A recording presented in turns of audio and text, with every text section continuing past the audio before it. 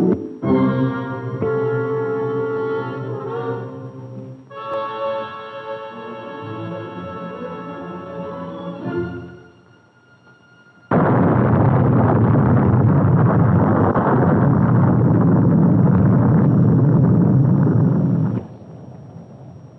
had released energy from within the atom in the first atomic blast. One of nature's greatest energies hitherto undreamed of, and creating which have confounded mankind. We are apt to think of atomic energy as something new. But God placed this fabulous energy in every bit of matter when he created it. In fact, the earth has been warmed and lighted by atomic energy from the beginning, for the energy of the sun is atomic energy. No, atomic energy is not new. But now that man can control energy, the world is faced with problems. But the question arises, just what is atomic energy? Well, let's begin back at the beginning. Perhaps it can be said that the cornerstone of our knowledge in this atomic age was laid back in the year 1905, when an unknown clerk in a Swiss patent office scribbled strange equations at his desk. Here, about half a century ago, Albert Einstein gave to the world E equals mc squared. Energy, the equivalent of mass. A radically new conception, key to the atomic age. The idea expressed in E equals mc squared is actually quite simple, but it has caused a great revolution in scientific thinking. It means that any object, this desk, pencil, piece of paper, just any bit of matter represents an unbelievable amount of energy.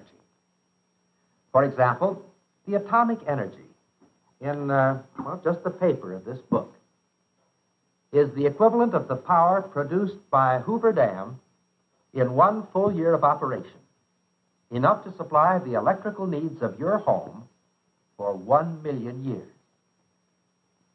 Air is a fragile thing, yet in a single breath is energy equivalent to the burning of 200,000 gallons of high-octane gasoline, sufficient fuel to fly a giant 4-engined airliner to the moon. Within just the paper of this railroad ticket is enough energy to power a cracked diesel-electric streamliner 3 times around the world. In fact, the atomic energy in 1 pound of any kind of matter, pint of water, for example, is the equivalent of the burning of 1.5 million tons of coal. Now, of course, this doesn't mean that you can take a pint of water and pour it in the gas tank of your family car, take off on a trip around the world, but the energy is there, hidden down inside the tiny particles of which all matter is made. In order to understand this properly, we must know something about the structure of matter.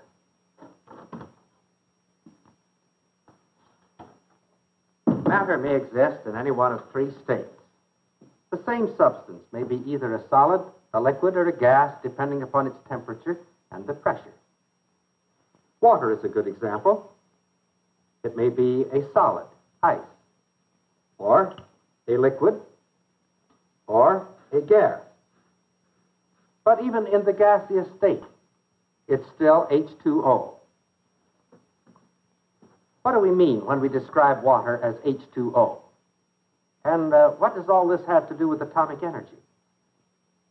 Well, to grasp what this simple formula really means is to understand some of the basic laws governing the structure of all matter. Electrolysis apparatus will help us understand why the chemist has called water H2O. The glass tubes of the apparatus are filled with water from the reservoir above. At the base of the tubes, an electric current is caused to flow through the water from one platinum-tipped electrode to the other. Immediately, bubbles of gas form and go streaming upward. Graduated scales on the tubes indicate the proportion in which these gases are released. On one tube, we read 20. On the other, 10. the greater amount of gas burns with an almost invisible blue flame, hydrogen. The other gas causes a glowing splint to burst into flame. This is oxygen. So we say that water is composed of two gases, hydrogen and oxygen, combined in a proportion of 2 to 1. Two particles called atoms of hydrogen are combined with one atom of oxygen to form a molecule of water, H2O. Two colorless, odorless, invisible gases combine to form a liquid. Individual atoms of any substance are much too small to be seen. If we had 1,000,000 of them in a pile, we couldn't even see the pile.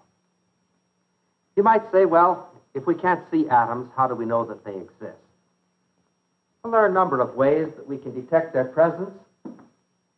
Brownian motion is one of them. If we draw the smoke of an ordinary match into a smoke chamber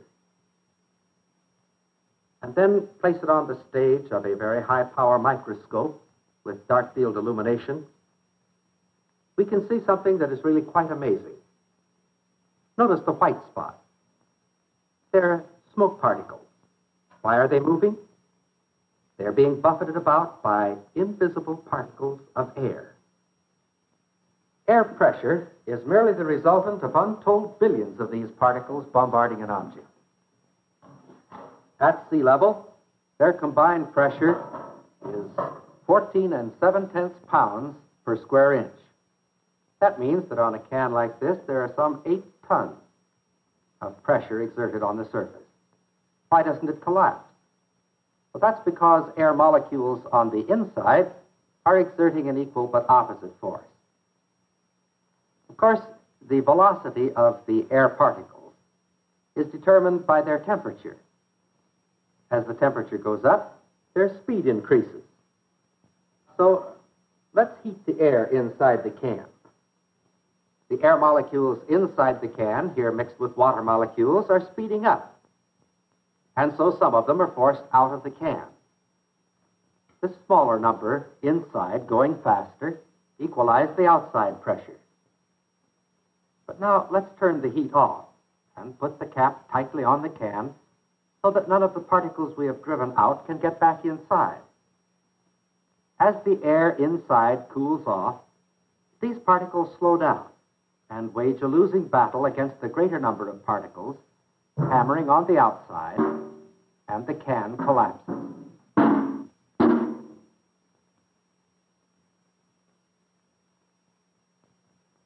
The effects of air pressure, the movement of the smoke particles, are evidences of the existence of these invisible particles, but certainly they're not the only evidences. For the whole atomic age is built upon certain and positive knowledge of their existence. The atom is not a solid pellet of matter. Instead, it's quite like a solar system. It has a central nucleus and then electrons revolving in orbit about the nucleus. And like the solar system, it's almost entirely empty space. A moment ago, we analyzed water. We found that it was made of two substances, hydrogen and oxygen. This represents the hydrogen atom, the simplest of them all. It has just one electron revolving about its nucleus. The oxygen atom is considerably more complex. There are 8 electrons revolving about its nucleus, which itself is more complex. All of the substances in the material universe, all of the millions of different kinds of things, living and non-living, are made of just a little over 100 of these building blocks of different configuration. Hydrogen, we said, had 1 electron revolving about the nucleus. Well, if there were 2, it wouldn't be hydrogen, but helium. 3, it wouldn't be a gas at all, but instead would be lithium, a silvery white metal. And so we see that these building blocks, which the Creator has made, form all of the material substance of the universe. But in addition, They are also the source of every bit of power in the universe. All of us are familiar with chemical energy. When we light a match, it burns because chemical energy is liberated. Our civilization has been built upon chemical energy.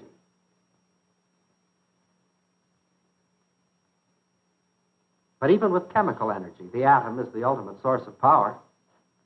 Only with chemical energy, it is the electrons, the outer part of the atom, that are involved. With atomic or nuclear energy, however, it's the nucleus, the very heart of the atom. Until recently, chemical energy is all that we've known.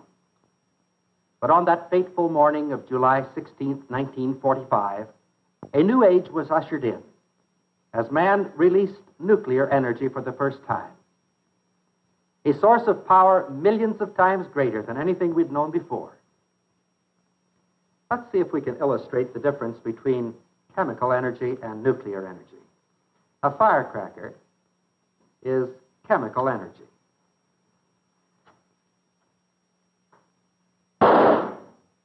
When that firecracker went off, it made quite a fuss, didn't it? That was chemical energy. And you know, it's a good thing it was. If it were possible for us to release the total nuclear energy in the same firecracker, it would equal 10 million sticks of dynamite. That's the difference between chemical energy and nuclear energy. Now, how is nuclear energy released? Well, one way is to split the nucleus in two. Actually, break it in half. When this is accomplished, some very strange and wonderful things happen. In the first place, the two halves, weighed together, will weigh less than the whole did before. Some of the mass has disappeared in a burst of energy. You remember our formula? E equals mc squared? The equivalence of mass and energy. To split an atom, we must fire a projectile of the right size and velocity and strike the atom in just the right place. Sounds simple, doesn't it? Actually, it's far from simple. Remember, no one has ever seen an atom. And the target is even smaller. And the atomic projectile is still smaller. To meet the requirements of this exacting task, giant instruments such as the cyclotron have been built, designed to fire a torrent of subatomic particles at the nucleus of the atom. In this model of the cyclotron, steel balls represent atomic particles which are guided in a circular path by a strong magnetic field. Under the influence of electrical forces, the stream of atomic particles spiral out faster and faster until they hit the target at the periphery. But now from the model to the instrument itself, the famous 60-inch medical cyclotron of the University of California. The material to be bombarded is coated on a plate and then carefully mounted in the target assembly. This target is then fixed to the cyclotron in such a way that the beam of high-energy particles will strike it. In the control room behind a protective barrier, the operator puts the cyclotron into operation.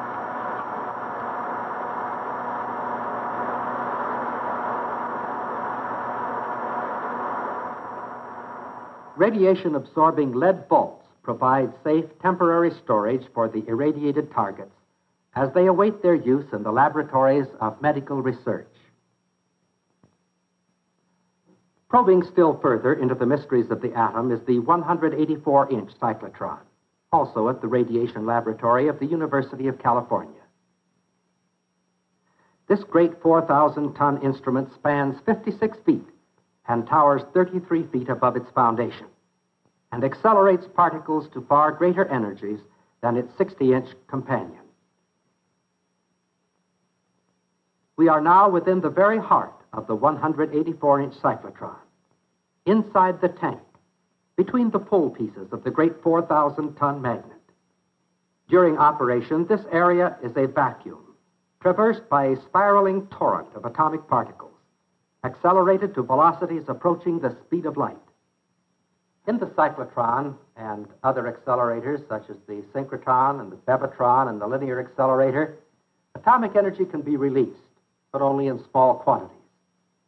These are essentially research tools designed to give us more knowledge of the structure of the atom. Release of atomic energy on a large scale became possible when a method of sustaining a chain of atomic splits in an isotope of uranium was discovered. The production of the first atomic bomb was a frantic race against time. The urgency of war necessitated a whole generation of time being compressed into a hectic 5 years. And it was at a cost of $2,000 million. At the peak of the activity, almost 500,000 persons pooled their efforts under the tightest of wartime censorship. The success of the gigantic undertaking was dramatically demonstrated that morning at Alamogordo when the first white-hot nuclear fires this side of the sun lit the New Mexico hills. 3 weeks after the first experimental blast, an atomic bomb was dropped on the Japanese city of Hiroshima. And then, 3 days later, another on Nagasaki. These are pictures of that actual blast that destroyed the city of Nagasaki. 2 bombs have utterly destroyed 2 cities, snuffed out the lives of 150,000 human beings, and ended a war. But still, there were many questions concerning the atomic bomb that remained unanswered. Monstrous-scale tests in the Marshall Islands were planned to provide the answers. Into Bikini Lagoon came a fleet of 90 target vessels, led by the venerable old battleship Nevada, painted a gaudy red as bullseye for the target array. Ashore, steel towers were erected to house especially designed scientific instruments and cameras of all types and sizes.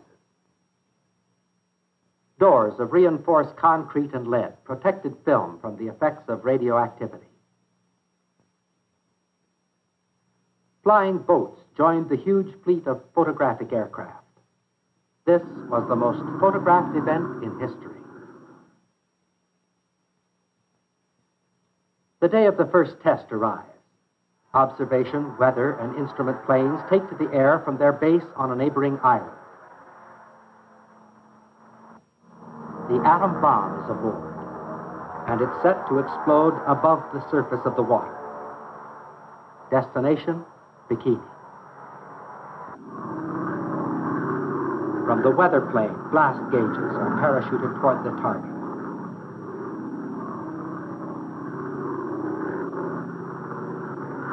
Bombs away.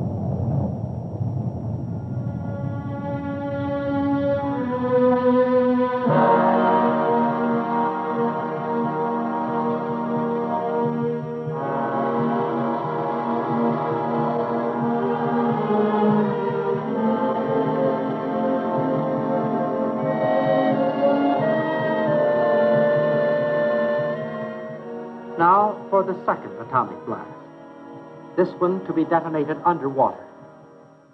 Boarding the firing ship, the USS Cumberland Sound, Los Alamos engineers present their credentials to Marine Guard. Security is the watchword.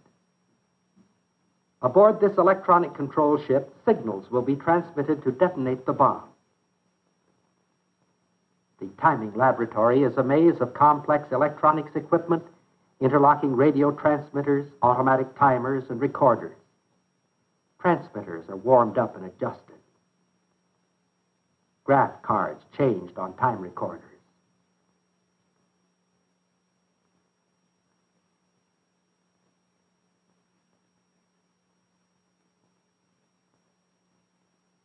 Only 2 minutes to go. The standby signal to all hands. At the central control console, Dr. Marshall Holloway, the leader of the group, throws the switch for the 30-second signal. At the automatic firing board, the last 15 seconds are broadcast. 15, 10, 5, 4, 3, 2, 1.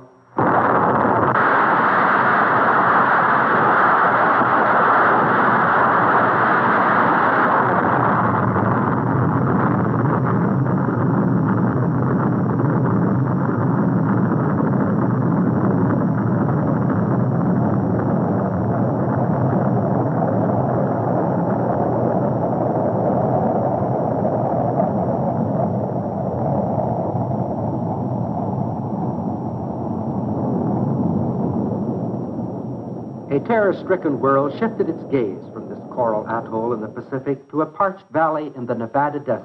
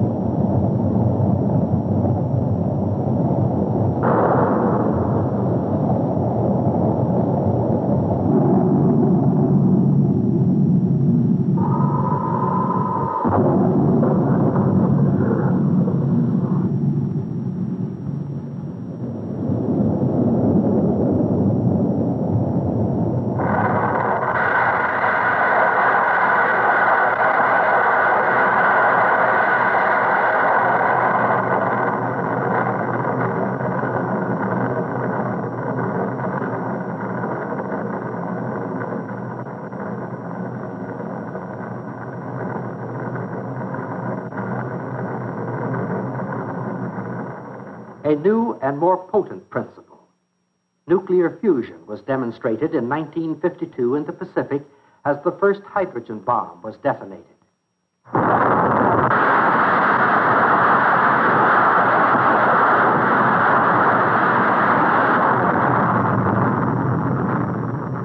This bomb caused a Pacific island 3 miles long and 1 mile wide to completely disappear. And it could do the same to a city.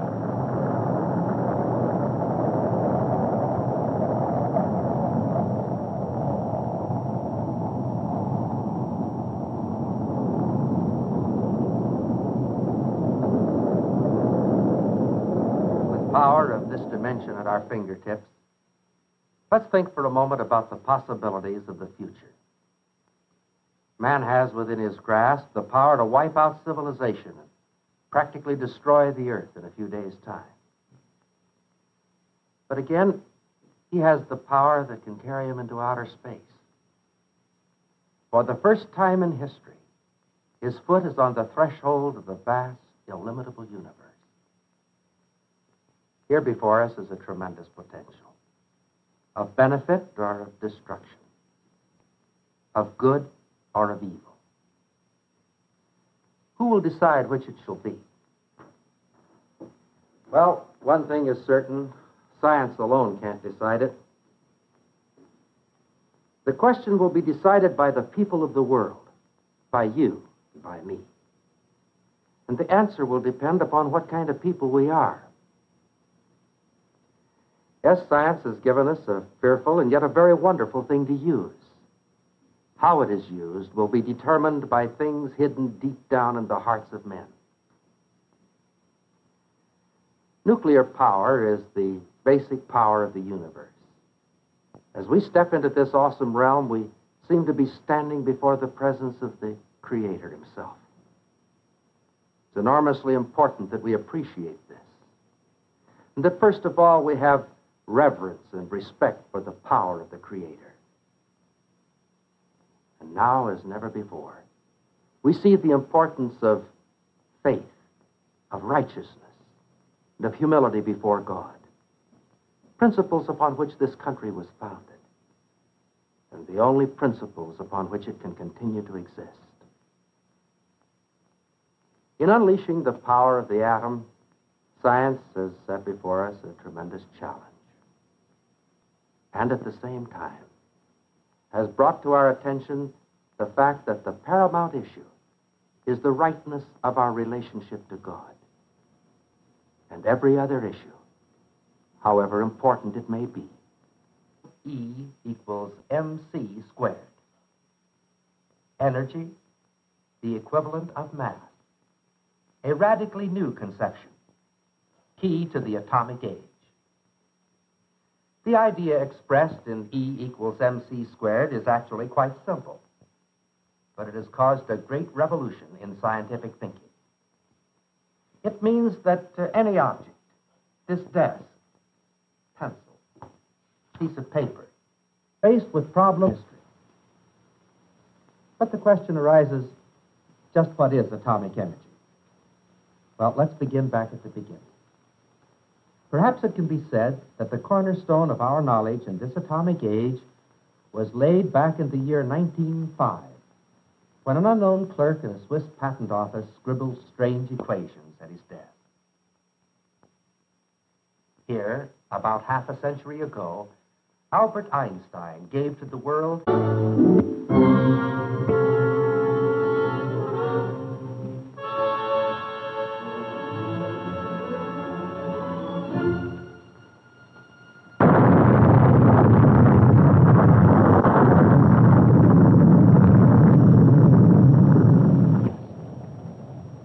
had released energy from within the atom in the first atomic blast. One of nature's greatest energies hitherto undreamed of, and creating which have confounded mankind. We are apt to think of atomic energy as something new. But God placed this fabulous energy in every bit of matter when He created it. In fact, the earth has been warmed and lighted by atomic energy from the beginning, for the energy of the sun is atomic energy. No, atomic energy is not new. But now that man can control energy, the world is just any bit of matter represents an unbelievable amount of energy. For example, the atomic energy in, just the paper of this book is the equivalent of the power produced by Hoover Dam in 1 full year of operation, enough to supply the electrical needs of your home for 1 million years. Air is a fragile thing, yet in a single breath is energy equivalent